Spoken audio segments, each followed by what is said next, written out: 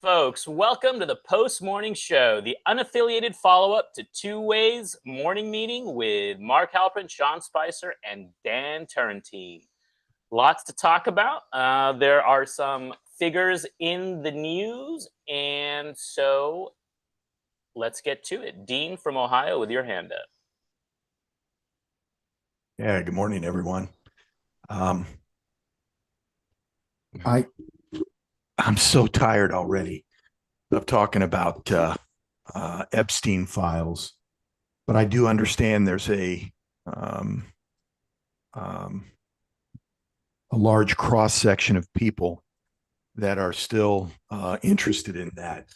I, for one, as a Trump supporter, I thought Attorney General Bondi totally screwed the pooch on the handling of that, and um, led people to believe that there was more there. Where I land is I trust Dan Bongino. I liked him when he was on Fox. I liked him when he was had a show on Rumble. Disappointed, excited and disappointed when he got called up to the administration to work. I think it was in the FBI. But I heard him. He came out and he talked about how there was nothing there. He was one of the most ardent supporters that, my gosh, they got to be hiding something.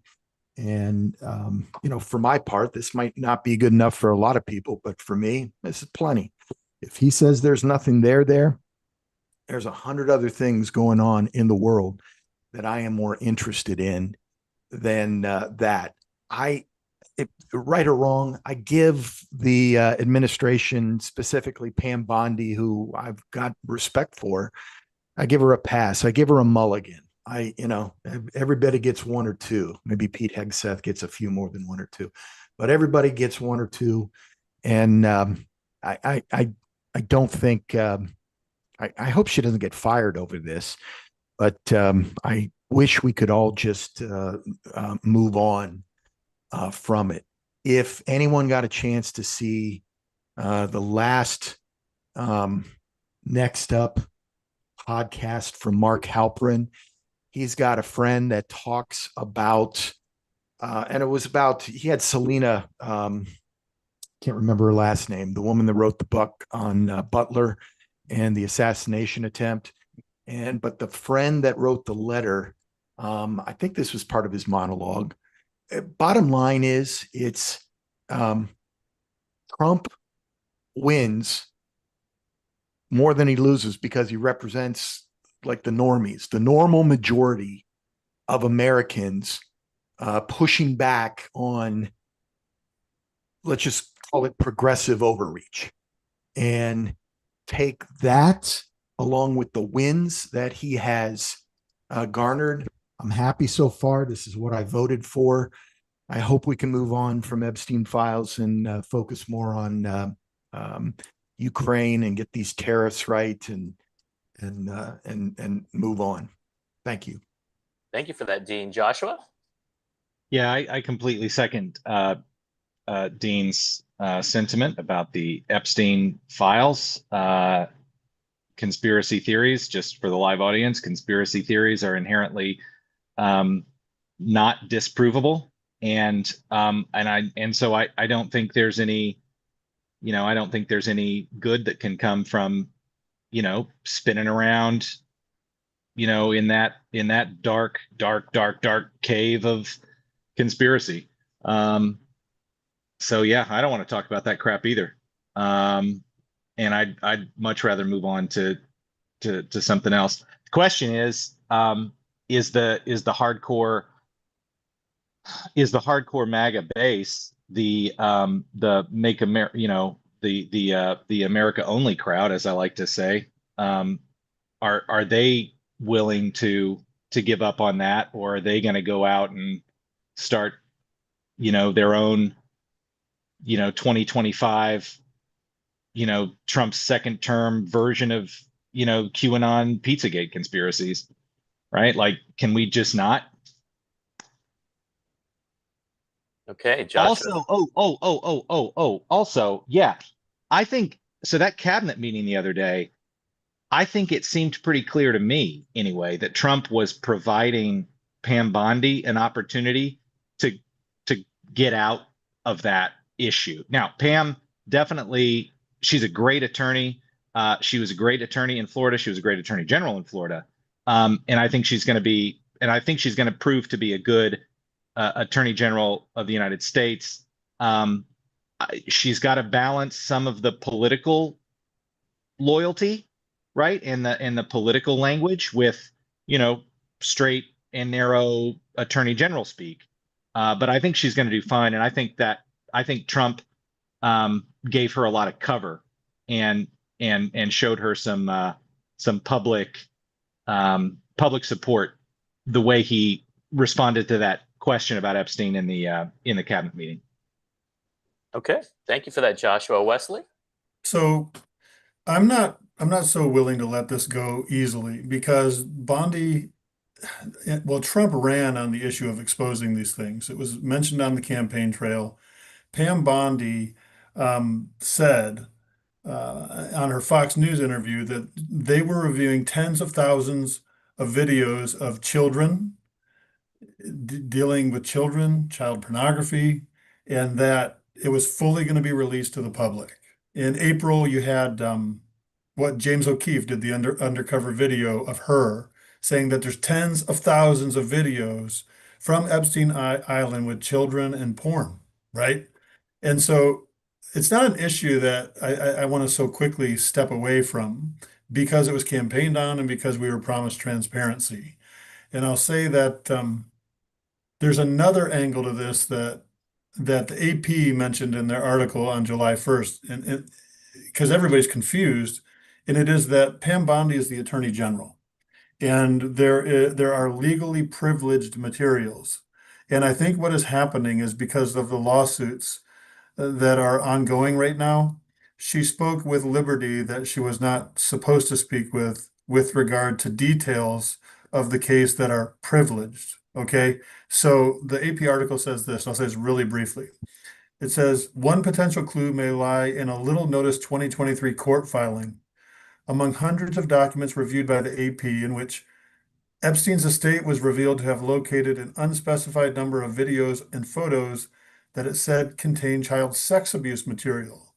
But even that remains shrouded in secrecy, with lawyers involved in that civil case saying a protective order prevents them from discussing it. They can't discuss privileged material, right? And so Pam Bondi is also limited with what she can say, but she was speaking with liberty, and then boom, the spigot shut off, right? And so I think it has to do with what she is and isn't allowed to do legally, because I agree with you guys. She seems to me to be a good attorney general choice. And I just think their hands are tied right now until these legal proceedings get more mature, maybe. I'm not sure, but I think this issue is massive. Like, I think it has the potential to splinter MAGA more than the Ukraine, Russia, anything else. Wesley, I'm presuming you saw then the James Veritas, what was it? Pam Bondi talking to her nanny? Right. Right? Yep. So casually about that was like, what Yep. is... Well, that's reference. If you go and just look, there's an AP article that was published on July 1st that kind of details like, hey, everybody's confused now because of how Pam Bondi was speaking, and then boom, everything just got quiet, and the speculation is that she's not allowed to speak because she's the Attorney General, and now she has to act in defense of the Justice Department, which is being scrutinized and even sued for their lack of transparency here, and for, by the people who had suffered abuse. So she has to move in legally to defend the Justice Department. And so she's basically, she can't communicate privileged information anymore. Thank you for that, Wesley. Duke? Yeah, like I said earlier, I personally don't, not that big a deal to me, because when you crawl into politics, you crawl into a giant cesspool. They're all guilty of something, but I think where the problem is going to lie is with the younger generation who may not quite realize 100% that they're all guilty of something. And thinking that, if they answer this and burn the house down, yeah, and it will no doubt burn the house down. I don't doubt that there's a list. I don't doubt that Pam Bondi spoke out of turn. It's like I said, it's just not that big a deal to me. And I wonder, and have for a long time, how do cabinet members get their instruction? It can't be directly from the president because he's got to have plausible deniability.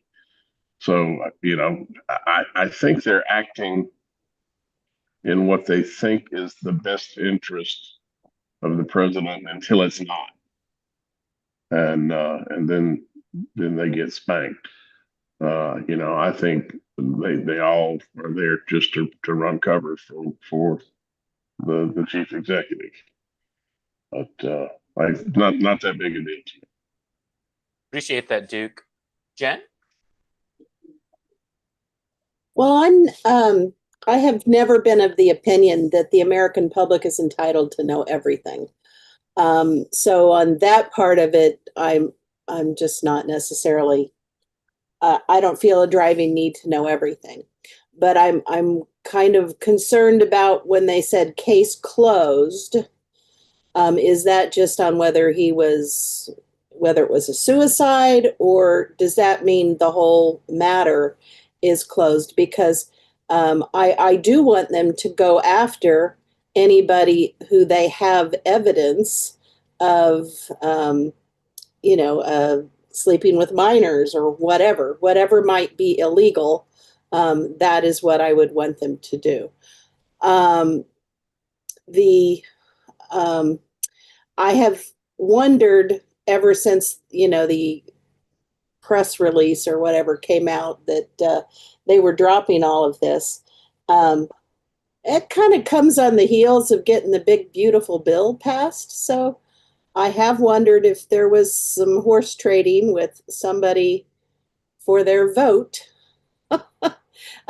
concerning this. I certainly have no evidence whatsoever. The timing seems interesting to me. So, well, I guess this would be hearsay as evidence, but Dan Tarantine, right? That's what he said. He said, y'all don't realize Trump is deep state now. And then I made this comment yesterday that Lionel Nation also, who's big in the alien conspiracy stuff, he said it like 6 months ago. He goes, you think the list is going to be released? No, Trump is going to use the list. If you had all this intel, that's what you would do. You would use the list to bring people in. I mean, how the sausage is made is what we're, I guess, grasping with. Was there anything else, Jen? Sorry. No, I think that's all. I do, like I said, if there is criminal behavior that can be pursued, I would like that pursued. But I don't want the list released if there's a lot of innocent names on it. So. Okay, thank you for that, Jen. Joshua? Again, we're spinning. We're just spinning around in our own minds about what could be or what is or what isn't. And there's really just no evidence to show, one way or another, whether there's a cover up or a conspiracy or not, whether there's a list or not. Pam Bondi made some unfortunate comments, a little bit talking out of both sides of her mouth, but at the same time, okay, well, let's take Kash Patel and Dan Bongino, people that hardcore MAGA folks say they trust. Well, when they were in the private sector, they were like, there's a list, it's a conspiracy, blah, blah, blah. Clinton, the Lolita Express, yada, yada, yada, right? Like, for years. And now they come out and they very simply say, we've reviewed all the stuff. There's no list. He killed himself. And we're so quick to believe them. But and I don't know why. Why do we believe them and still, think that there's some cover up and Pam Bondi needs to be fired? right? Like that doesn't make any sense. That's holding two contradictory thoughts in your head at the same time.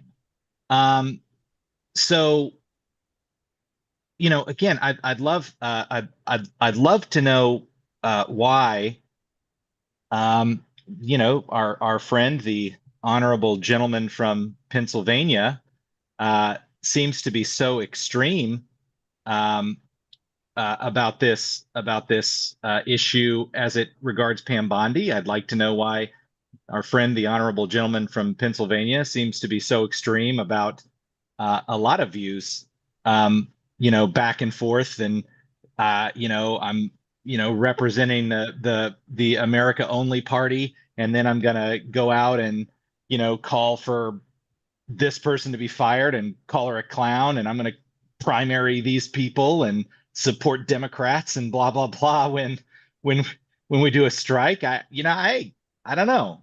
I don't know. I want to hear that opinion. Okay, your As it, grateful host takes a little umbrage with the America only phrase, just so you, because in a well, sense, even if it is America only, it's still the shining beacon for the rest of the world. But I'm I get what you're saying, Joshua. I'm gonna continue to call it the America Only Party. All right, you get a special pass. Only you, Joshua. Only Thanks. you. Thanks. ML, how's it All going? right, I'd really like to talk about the America Only Party. No, I'm just kidding. No. All kidding aside, You the beat me thing, to it. That's good. the thing about the Pam Bondi thing, and I said in the comments that I trust Cash Patel and I trust Dan Bongino, and I should trust Pam Bondi more because she's obviously done this thing before. But at the end of the day, even if there really was a list, okay, um, you had multiple administrations, you had different people who have different thoughts and feelings in the government before now, obviously. Even if there was something there, we're not going to hear fuck or boo about it. Excuse me. We're not going to Mhm. hear nothing about it until after the fact.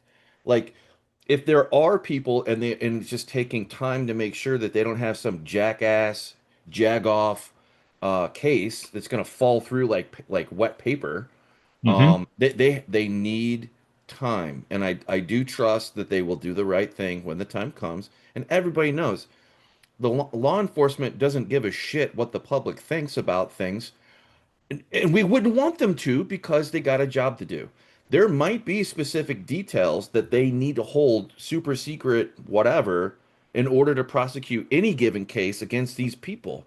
These, if there is a list, and these people are the ultra powerful of the powerful, you know, the law does not apply to them the same as it does you or me or anybody else. That's a fact. Like I like to live in a society, but they live in a different world.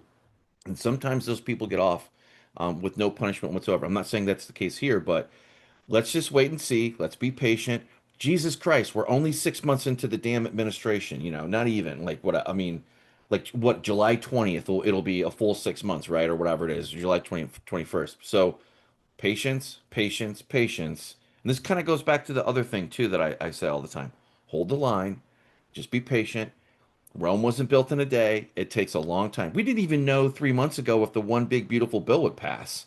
Let alone how long has Pam Bondi actually been ass in seat, ass in chair, being able to Mhm. do the job? Not to mention Cash, not to mention, and he was booked out twice or whatever because of somebody had to play double duty or whatever. There's a couple people who've been having to play double duty because for whatever reason, there's a shortage on competence and trusted leadership in these governments, which should surprise no one because it was absolutely a train wreck on a car accident in the middle of a hurricane with Joe Biden.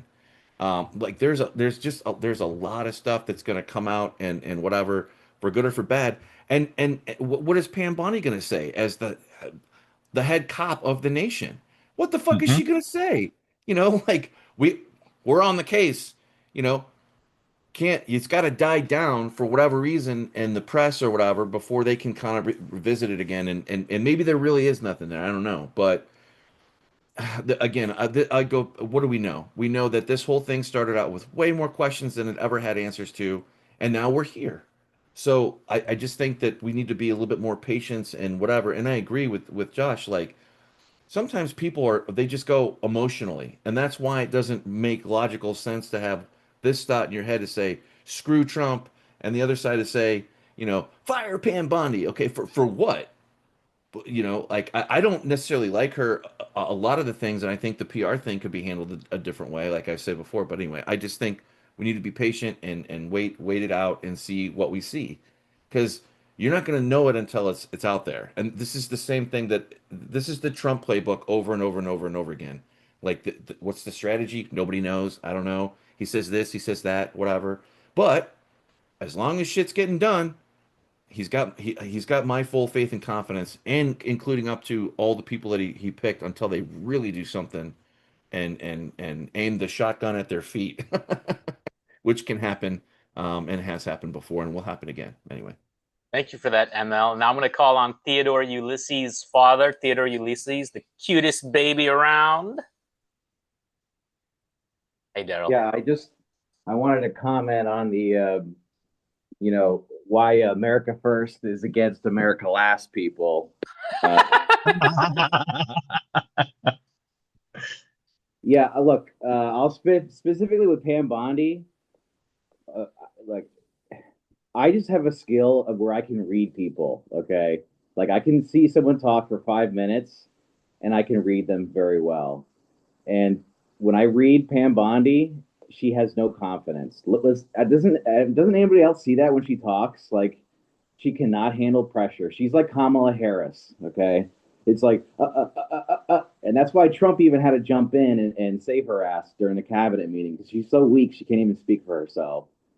We need people who are strong and who exude confidence. She doesn't exude confidence. Anybody who sits down and watches her for 5 minutes will see that, who has a good read on things. The other thing is, she has been involved in the Epstein case way longer than this, guys. Does everybody remember where she was district attorney? Down in Florida. She's been involved with this Epstein case, so her hands are dirty from day one with all this stuff. And what happened in Florida? Now, she wasn't the lead prosecutor, but she was in the office. The whole team, they just let it go. They let it go. Let him off easy. That's exactly what's going on here. So she's dirty. I wouldn't be surprised if her name is in some of the files, because they're gonna have to go back and look at, like, well, why did he get such a sweetheart deal down in Florida, guys? So there's all kinds of questions that all these people that we're talking about, they don't want. Once now they're in there and they see all the information, they're like, yeah, we don't want all these questions coming up, because a lot of people on the right wing are involved too. This guy was paying off Democrats. He was paying off Republicans. He had Republicans coming down. He had Democrats coming down. So I'm just very disappointed in this Epstein thing. It's just another shitty thing from the Trump administration. Like, they're just racking up losses lately, in my opinion. Okay, Daryl, I've been studying Mark Halperin, so my best impersonation will be, Daryl, if you were in Pam Bondi's role, right, and you could speak with confidence, what would you have said in Pam Bondi's shoes, Daryl? Well, one thing I wouldn't have done is I wouldn't play this stupid game like, why does everybody want us to release child pornography? We can't release that. Nobody's asking for child porn, okay?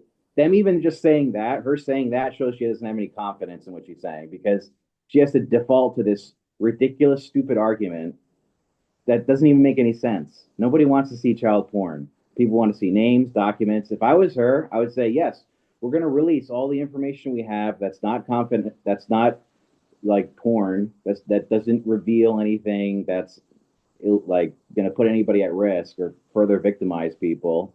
But they have to do the hard work and actually go through the evidence and put everything out. Like, this is going to be another JFK, guys. They're going to be talking about this for 50 years, because there's going to be books written about it, all the people that were involved, because they're making the same mistake. They're not releasing everything because there's something to cover up. I'm not making any specific accusations as to what exactly they're covering up, but it's so obvious that there's so many people involved in this. Do you believe Dan Bongino and Kash Patel? I believe that they were hired to do a job, and part of that job is doing what is perceived to be in the national security interests. And I Okay.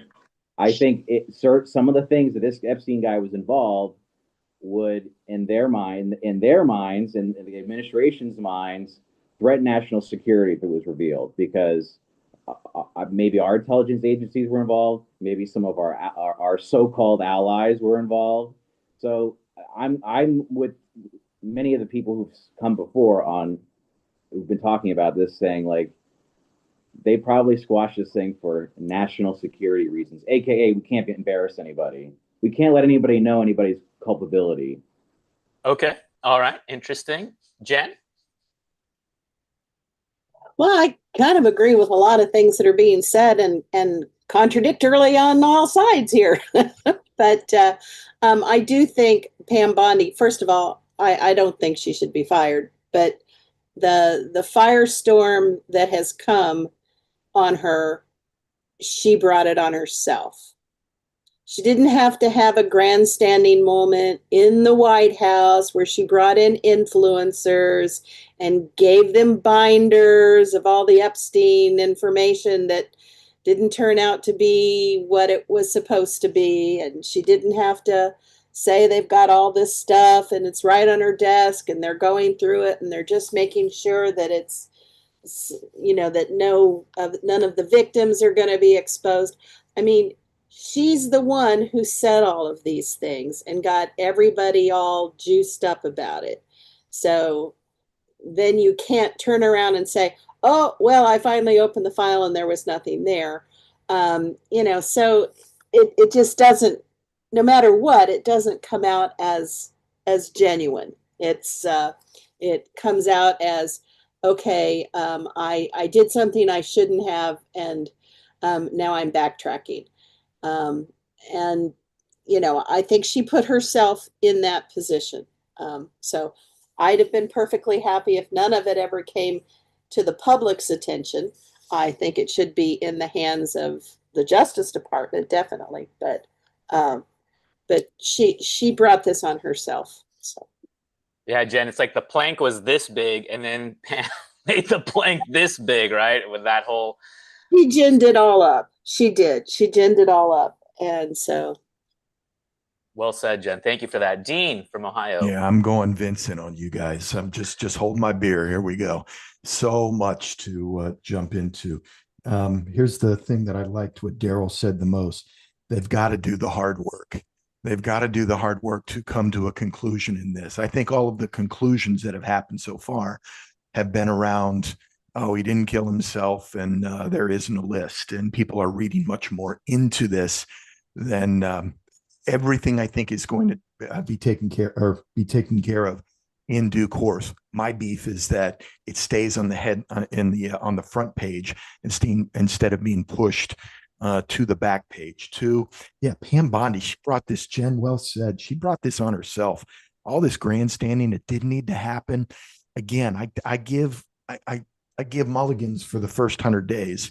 You've done some boneheaded things. That was definitely in the first 100 days. You get a mulligan from me. But get this, just do a long report, answer all the questions in it, which leads me to my next point is the conspiracy folks are always going to see a conspiracy. I heard this it's an old joke, but Shapiro said it yesterday. I said it on the Late Show. Guy dies, goes to heaven, meets God. First thing he asks God is, God, who killed JFK? God replies, it was Lee Harvey Oswald, and he was acting alone. And the person shocked says, wow, this conspiracy goes deeper than I thought. People are always going to see, who are conspiracy theorists, they're going to see the conspiracy. So we got to and part of those people are in MAGA. Now, to the folks that say MAGA only, or how are we joking around with America only? People that are saying just America only, or mischaracterizing, respectfully, America first. I think Trump did a nice job in the Middle East or Saudi Arabia or Qatar, one of those countries, on his trip, talking about what America first means, leaning into economic nationalism. We are going to America first with our economy, also going to be non-interventionist with Dean, restraint. Real quick to kind of pull out the point that you made about the hiring of the, you know, the kind of the MAGA bomb throwers or whatever, or the Do it. spokespeople, the podcast thing. That's the double-edged sword, though, because remember, he packed his cabinet with people who are media savvy, who know how to handle how to handle a fight with the media. And then, like, when they don't come through, like Pam Bondi did, like a recent, you know, that it's severely disappointing on two fronts. One, their official capacity, and two, on all the things that they've said publicly before that. You know, it just doesn't help. Sorry. All right. Well, no, this is fine. This is a good point. And that the MAGA movement, I don't even consider myself MAGA. I couldn't even tell you what you know, what's the doctrine of MAGA, you know, but I've also was a 3-time Trump supporter and was not upset with closing out the Epstein file. And what I wanted to say is I learned some lessons during the tariff. I mean, some of you were on the show where I went, I was pretty pissed at, and he said, who voted for Trump and doesn't like the tariffs? And I wrote, yeah, make Akron great again. That's right, Andrij. Abso-freaking-lutely. They're actually our northern neighbors that think we're a bunch of country bumpkins down here in North Canton and Canton, but you know, Cleveland thinks the same thing of Akron. Actually, I'm truly going Vincent. Stop timing me out. I'm going Vincent on you. And I'm going to say everyone who is north of someone else believes that they are smarter than their southern compadres. So I don't know, you know, why that is, but that comes up. Anyhow, my last point before my very last point. My last point is this, that I was upset during the tariff piece because I did not care for the different voices coming out of Lutnick and whoever that other guy was, just all over the place. Just give us more Besson, and let's speak with one voice. This is a feature of the system, not a bug. He got a lot of voices. He, you know, and he reads the room. Trump then reads the room very well about the direction to finally go. So in my case, just in my case, I've learned the lessons of the Trump administration, and as far as I'm concerned, it's working like it should, and it'll work itself out. I've been very happy with what I've seen so far. And lastly, this is truly my last point. Why are we surprised we're not that the media is not going after the doctor that's pleading the fifth? That's just par for the course, guys. That is baked into my complete disrespect and disbelief of what the mainstream media does. Thank you. And I know the Pope. Thank you, Dean. All right, we're gonna take down Vincent timer mode, go back to our normal timer. Joshua, how's it going? Good. Andre, how are those Patriots? I'll catch up with you on that one. Okay. That was it. That was it. That was it. Then you say I relinquish my time to the gentleman from. No, we're not really gentlemen this morning. I don't know. I'm just giving us some breathing space. That's it. Well, I don't know. I don't know. I don't know the Pope either. But yeah, I just came over from News Nation, so they wanted the same kind of update. And it's interesting that the Patriots are a component of this conversation. We're talking about surface-to-air rockets that would knock out Russian missiles, and Russia has fired maybe 25 ballistic missiles top in the last 2 days.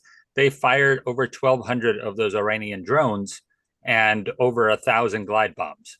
So they're going with quantity, not quality, and those aren't things that Patriots really shoot down. So it's going to be interesting what the conversation is right now. Mark showed the conversation with Marco Rubio and the Russian idiot in Kuala Lumpur. At the same time, Zelensky was meeting with Keith Kellogg in Rome, and that is to make progress towards Europe buying American weapons. So I hope that deal goes through. I hope that means we have even more defense capacity in the United States, more factories, more steelworker jobs for 155 shells. That's what we need to do. We need to, make sure America is getting a little skin in the game here. I wanted to say that once again, I'm frustrated with my friend Daryl for making me agree with him. And that's because I agree with his statement about the type of people that were selected. They were specifically selected for this cabinet based on a lot of camera skills. And I feel that that hasn't served Trump well. I think he's okay with doing the bulk of the camera stuff. And I've always been a fan of cabinet ministers that say less and do more. And when they say more, then the big guy on top needs to explain away things like the list is on my desk and other stuff. So, Hegseth was chosen for this, not a really good coordinator of a 2 million person plus organization. Wait and see. I'll go with you, Dean, on this and give him some time to wait to see how it plays out. But we're still not out of the woods with the government shutdown, unfortunately. I don't know if you guys have been following this, but we have to pass a rescissions budget ASAP, which needs something for the Democrats to sign on to, because there's not enough for all the rescissions they want to pass. So it'll be interesting what the trading is in the next month before Labor Day, I believe, but we'll see. Thank you for that, Andre. Yeah, I was. So just as a baseline, right? The conspiracy, I guess, would be Rachel. Sorry, not Rachel. Ghislaine and Epstein, right? As a two. I mean, they're the centerpiece, right? In the two. So, I mean, in terms of the conspiracy, we could say conspiracy fact. Those two. Why, Joshua? I mean, is that two? Am I two being by the book? Because it's two or more people is a conspiracy, right? Oh, yes, that's correct. But why are we talking about that again? Oh, sorry, that's right. We've moved on to another topic. The horse has been beaten to death. Oh my God! Which horse are we talking about? The horse that's been turned into Taco Bell meat. Is this Epstein or the doctor? No, the Epstein glue factory. The Epstein glue factory. Okay, all those horses, pulp. I don't know. I think that Daryl and who else was on talking about the frustration when Trump decided to bomb Iran. I think there's a significant segment of the coalition that Trump put together that is very adamant that they want to see what they were promised. And it's not just Pam Bondi. She did it as Attorney General, sure. But it's the president's son. It's Vivek Ramaswamy. It's the vice president. And it's not to the Harvard clubs like we heard from today. It's the conversations they were having on Joe Rogan and Theo Vaughn. And those are the voters who are like, you promised me this. I don't know this is the kind of thing that turns off people from politics if they got in for the first time as voters. That would be my thing. Well, but and here's the problem with that, Andre, and I'm sure you know this. The problem with this is that, again, conspiracy theories are inherently non-disprovable. Hello, Andre. Aren't you aware? Aren't you aware of the 2014 coup, CIA-led coup in Ukraine hold on, Joshua. No. I'm pulling my Vincent card now. And Andre, aren't you familiar with all the chemical weapons labs that we have clandestinely in Ukraine that are pumping out everything from more COVID-19 viruses to VX nerve gas, et cetera, right on Russia's border? Like, hey, is this why the old Pope died? Is that what you're saying? Yeah, that's why the old Pope died. Okay, so anyway, we did debunk 1953, though. Come on, I want credit. Okay, I'll talk about our good friend from North Carolina has a point to say, though. Are the new Pope and Patriarch Kirill talking to each other? No. Okay, not at all. Not at all. All right. There's still a commission. There's still a Vatican Russian Orthodox commission, but they haven't had a meeting and they're not planning on talking anytime soon. Okay. That was really what I wanted to ask you before I got the moon people took over. Yeah. Andre's kindly asked the gentleman from North Carolina to save us. Well, to drag this dead horse out of the road and move on to another subject, Wesley put in the comments that he'd like to see a constitutional amendment that forces Congress to balance the budget. I don't know if you saw Warren or have seen, it's an old comment, Warren Buffett's comment on that the quickest way to balance the budget is to, and you can pick whatever percentage you want here, once the deficit exceeds X% of GDP in 6 months, you can no longer run for re-election. You want to see a quick balanced budget? Because until you do something that will not allow them to come back into office, nothing will change. The Congress isn't going to do anything but try to get themselves reelected. That's why they've turned all their power over to judicial and executive. They don't want to do it. Nope. And it's funny, and I am as guilty as anybody. It's always somebody else's congressman that needs to be replaced because they're not doing their job, not mine. I keep putting mine back in office, and everybody feels that way. So, we do have the power to not put them back in office. For whatever reason, we just choose not to. Yeah, well, accountability, Duke, accountability is the enemy of the politician, and everyone in Congress will do everything they can to delegate their constitutional powers and authorities to the other branches so that they can remain unaccountable, so that they don't have to do things, so that they don't have responsibilities, and they can pick and choose whatever thing they want that's politically expedient for them to do to win re-election. Again, it's why I love term limits. But yeah, that's not going to happen. And the other thing is that, in order to select better candidates, we need more people volunteering in the local party committees, because that's how candidates are selected. The problem is that takes time, and you've got a really entrenched group of people within those committees that aren't going anywhere and aren't changing their minds about anything. Right. So it's real difficult. The sausage factory is real dirty. Ooh, we're getting 100% agreements in the YouTube chat dealio thing. So good to whoever got that. I'm not exactly sure. Wesley, with your hand up. Yeah, I was just going to say on, interest on the national debt, has to be several months ago now. It was post-inauguration, but Donald Trump just made a comment in passing that got no real commentary, and he just said this. It's like, our national debt is approaching 36 trillion or whatever it was then. And he said, which isn't really a lot when you consider our assets.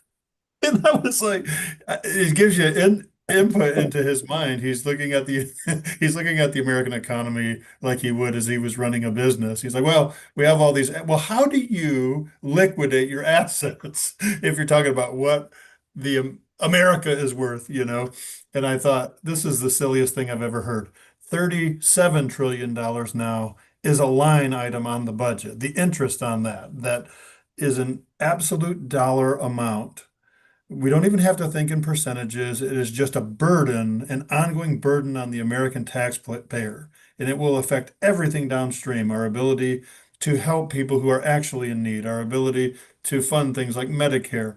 And it is an existential threat to the American way of life, the American economy, and no one is willing to take the issue seriously enough to say, hey, there's no growing our economy out of this hole anymore. And I think we're actually past the point of no return. I think we have a demographic problem. We have all kinds of issues that we've mentioned before about these things, that we can't grow our economy to meet our debt burden, right? There's going to be austerity measures.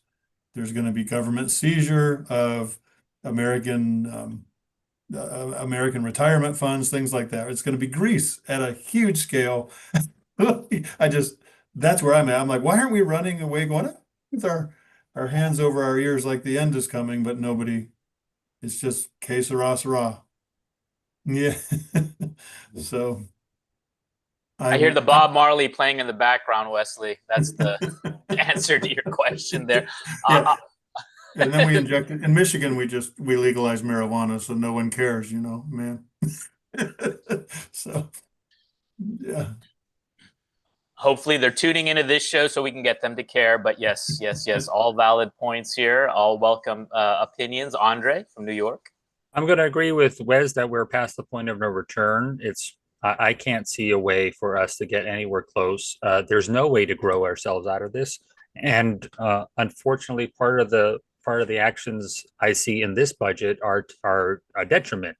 I believe that deporting people actually shrinks GDP. That's just, basic math. So if that's something that people really want, that's accepting a hurt. It's kind of like cutting the budget to try to balance, cutting programs to try to balance. I think people are okay with that. I think people are okay with the deportations to a point, but what the end result will be for GDP, I think can only be a negative. So we'll see. But there's many things. Andre, on that. Yeah. If it, let's say, okay, just on a limited, perfect situation, if someone is deported and that job gets replaced, in that case, there's no loss and a 1-to-1. No. You're still losing you're still losing people you're shrinking the population, and shrinking the population shrinks the market. And that's maybe I misunderstood. What the story I heard, and I put it in the old chat, I'll have to bring it over, but some chicken processing plant, right? Illegals are out, and then a black guy is like, oh, I got a job now. So in that case, if someone was unemployed and is now employed, in the limited situation, I'm getting weird faces. I'm just trying to limit it. If someone is at a chicken processing plant. It's the number of people in the town with the plant. If you're shrinking the number of people, all those people, even if he's not working at the chicken plant, they eat, they spend money at the restaurant. It's Adam Smith's plan is you increase the market and you increase wealth. So this is why, classical conservative thought has been to lower trade barriers, et cetera, to increase the amount of trade. But that wasn't even my main point. Wasn't that my main point was I believe that fiscal conservatives are a part of the MAGA coalition. They're not, but they're definitely not all of it, and there's definitely new voices. And I feel when we talk about balanced budget, for me, it's going to be very interesting. Dean is going to be Vivek is talking about a lot of crazy initiatives for Ohio, which has a gold standard of a balanced budget in its constitution. And that represents the new kind of the MAGA kind of Republican Party. And it's going to be interesting if he does get elected or somebody in a similar vein gets elected. Do those pie in the sky plans go forward? And how do they deal with actual budget amendments? Wow. I heard some responses to that, Wesley. Well, I would just say that 100% correct. I mean, you take that person out of, just think of the economy as a closed environment, okay? And you have a certain GDP capacity based upon the number of citizens, illegal or not, right? I'm not advocating illegal immigration. I'm just saying that person needs products and services. Every restaurant owner, every small business requires more people to need their products and services. And if you deport 1 million people a year out of the American economy, it's going to be measurable and substantial GDP retraction, right? Because all of the people that are here, whether they're here legally or not, are using our products and services, right? And you're not going to save by way of their draw from welfare and things like that, the amount that they would help small businesses in their product with distributing their products and services. So what you need for a thriving economy is economic expansion, more people, more innovation, more products and services. And illegal immigration and deporting all of the illegals, whether we like it or not, waxes against economic expansion. That's all I'm saying, right? I mean, I keep bringing up in the chat a couple of days that we lost 0.6% of the population due to the the Spanish flu. I'm just trying to think of something that's a similar relation of if we wiped people off of the rolls, citizen or population residency rolls here. And when we lost 0.6% of the population, we lost 1.5% of the GDP. So it's not even a 1-to-1 balance here. It's exponential. Okay, but so please then try to slow walk this with me, okay? If I am this hypothetical unemployed American citizen, I'm down on my luck, I haven't worked because I can't get a job now. So, okay, what am I contributing to now? If I'm currently unemployed, I'm probably on, or maybe on welfare, right? Like this black guy I was talking about that got the job. Prior to that, you know, how was he contributing if he was unemployed? He was still a consumer. Right. Say that again, dude. You can't. He was still a consumer. It's the consumer base. Even though you're unemployed, you still buy things. You may not buy as much, but you still have money. You still have some buying power. If you start removing and I'm torn on this. I really am, because I'm people who came here illegally, I want gone. But by the same token, am I going to cut off my nose to spite my face? Right. Okay, then let me just give this hypothetical. Like if there was a magic wand and all the homeless, okay, were magically employed, right? Wouldn't that boost I'm just hypothetical in that scenario. But even homeless people are a type of consumer. Yeah. It's minimal. So you give them all, you run all the illegals out, you give the unemployment job, you still lost one of two consumers. Okay, but right now tax dollars are going to like crack pipe supplies, right? This whole, and I've been in these meetings where the guy is like, oh yeah, I work for this nonprofit and we went into the crack house or whatever and we're handing out clean pipes. So is that counting as GDP? I mean, is that consumer something? But he had to build the pipe. But right, but then now we're talking about spite, cutting our nose to spite our face. If we're handing out crack pipes to people and that crackhead then goes assault someone, I mean, there's got to be a line. I agree. We don't need to be handing out crack pipes or anything like that. But stepped away for a minute. How did we start talking about crack pipes? we blame you. We blame you. It's all you. It was Ohio. Economics. Just as a sorry. And you can't, every time you deport someone, you are removing a potential consumer from the marketplace. So, essentially, I still think we're past the point of no return, but you'd have to do both. You'd have to drastically reduce the draw on the welfare rolls that you're saying, hey, you got somebody off a welfare roll now, and you've given an American a job. You would have to drastically reduce all of it, and American citizens would have to be self-sufficient again and not relying upon their government to protect them from all of their suffering. And then you would have to dramatically increase the innovation and productivity and size of and we're talking about potential. Right now, the potential GDP of America is directly correlated to the amount of citizens in our economic system. So you have to have population increase, and you have to have a much more efficient economy, and you have to dramatically decrease government spending simultaneously. We don't have a system in America where either party has the political will to do this, and especially MAGA. MAGA are not fiscal conservatives. So they're not. Donald Trump is not a fiscal conservative, okay?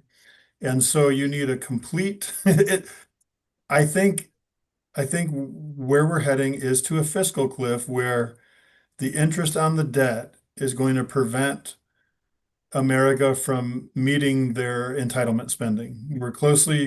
I'm not saying we're quickly, but in 20 years, it's going to look a lot different. You know, you can't have tax cuts and, and servicing the national debt simultaneously, right? This is where, and we can't grow our way out of it because we're reducing our population. Like, it's just economic fact. You can grow your way out of it if you import people. Yeah, you have to import, and that's why we have to legally import highly efficient, highly skilled workers. But again, I mean, I just don't, this is a big conversation. There's so many factors that are waxing against that, right? AI is doing more and more people's jobs. Robotics are doing more and more people's jobs. And I guess I'm uncertain as to how this plane's gonna land safely. Look, that's a good way of saying it. Uncertain about what's going to happen in the future, but I got to say, Wes, we're connected through rivalry. But man, Michigan, Ohio, Rust Belt, it doesn't matter what happens. We keep on working hard, and we figure out a way to get through it. And even with, I was thinking, I'm glad you said it, the AI angle, and it's going to be a disruptor. It's going to be another disruptor. Dude, we've been through disruptors. Is this a big one? And should we get our financial house? Yeah, so go ahead. Youngstown, Ohio, Stockton, California, Pittsburgh, Pennsylvania. Let me stop you for a second, Wes. Andrij, you've got. I'm just seeing we're at the top of the hour. I'm going to have to go pretty quick too. Do you have to go, or did you have a point you wanted to make before Wesley browbeats me? No. I prefer to see the browbeat. I'm just saying, Youngstown, Ohio hasn't recovered from the steel industry being outsourced to China. Pittsburgh hasn't fully recovered. A lot of those people are on government assistance, and now just take that same dynamic, and wow, I'm a pessimist, aren't I? But take that same dynamic and then say, well, now AI has replaced jobs, like all logistical jobs, engineering jobs, and high skilled jobs are now sales and marketing, and there's going to be so much of a disruption coming through. I'm dealing with that right now. Yeah. So again, more than ever, we need our elected representatives to be very, very, very serious about fiscal conservative principles. And I'm sorry, but MAGA's not it. It's not it. It's not a hope for America's future in that respect. It's just going to accelerate us off a fiscal cliff. So, like, there's all kinds of tailwinds against economic growth right now, long-term sustained economic growth, and the interest on the national debt is an existential problem, right? One thing nobody's talked about either is the evaluate the dollar. Right. The dollar is the world currency right now. When you continue to pile up your debt, the dollar will no longer be. Everybody wants U.S. dollars because it's the most stable thing in the world. Continue down this path or this elevator to hell that we're on, and when the dollar isn't the world currency, right, we will be in real problems. Florida Bob, you want to come in and explain to us the revenue and expense?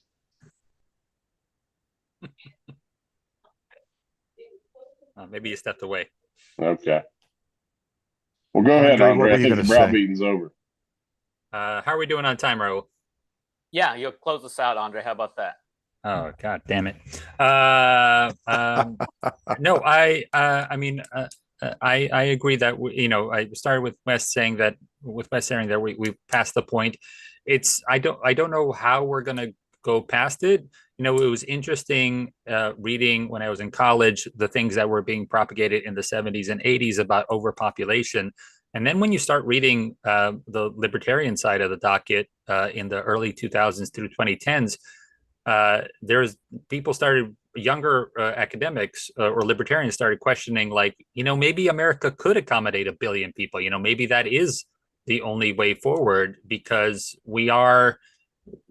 growth is the only way, expanding the market is the only way to wealth. And I don't know the way forward. I don't think it's going to be with the current policies we have.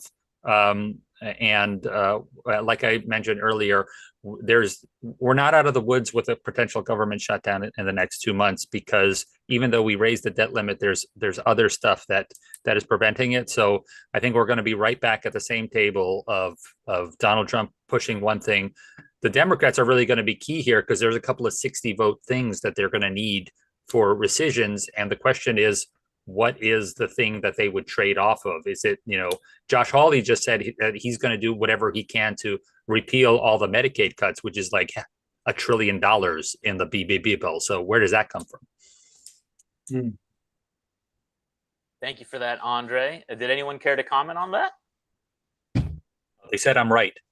That's right. That's right. All right. Along with being right, I'll just say that, and I put it in the chat. It's a famous, not so much famous line from Lost. It only ends once, gentlemen. Great Anything line. that happens before that is just progress. Very good. One of my favorite. I finished like the 4th time watching it. I think I'm starting to understand what the show's about. Our friend from Virginia left, Joshua Johnson, but in terms of conspiracies being debunked, I mean, I think part of the hope of this show is in talking things out. Operation Ajax wasn't an operation, guys. I mean, Mossadegh was prime minister. I couldn't believe it. Larry Johnson, former CIA, called him president. Like, you can't get a fact. What's it called?